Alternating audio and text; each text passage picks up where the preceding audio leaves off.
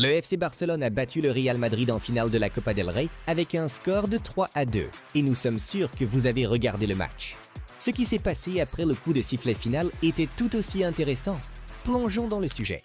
À la fin de la finale de la Copa del Rey entre Barcelone et le Real Madrid, Antonio Rudiger avait l'air de vouloir tuer quelqu'un. Le défenseur central était incroyablement furieux après que Kylian Mbappé ait fauté sur Eric Garcia dans la phase de construction. Que s'est-il passé d'autre?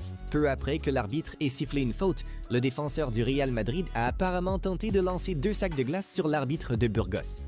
Les sacs ont raté l'officiel, mais l'acte a tout de même suscité une réaction intense. Ricardo de Burgos Bengoechea s'est immédiatement dirigé vers Rudiger pour lui montrer un carton rouge. Les rumeurs disent que le défenseur pourrait faire face à une suspension à long terme, ce qui pourrait également affecter sa présence lors des prochains matchs de la Liga. Et maintenant, nous avons les informations suivantes. Pendant ce temps, Jude Bellingham et Lucas Vázquez ont également reçu des cartons rouges.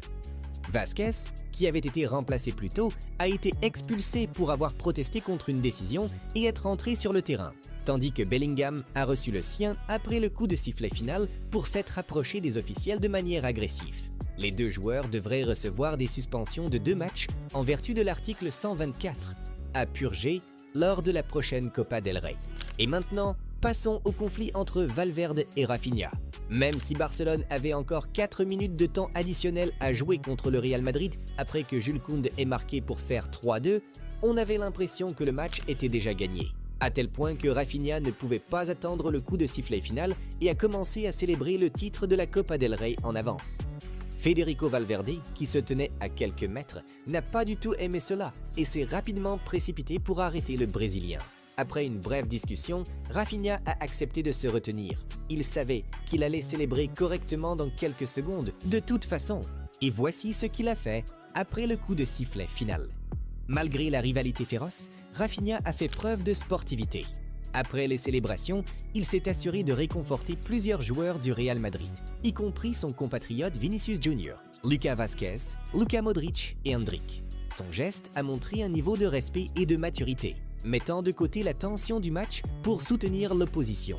Même après avoir battu le Real Madrid pour la 3e fois cette saison, Lamine Yamal n'a pas oublié le respect. À la fin du temps réglementaire de la finale de la Copa del Rey à la Cartuja, l'ailier barcelonais est allé serrer la main de chaque joueur des Los Blancos. Un petit geste, mais puissant. C'est de la pure sportivité de la part de Lamine. De plus, Lamine Yamal a partagé sa confiance. Je parlais avec Ronald Araujo à l'hôtel et je lui ai dit « S'il marque, ce n'est pas un problème. Cette année, ils ne peuvent pas nous battre. Nous l'avons déjà prouvé. Nous sommes tous vraiment heureux. »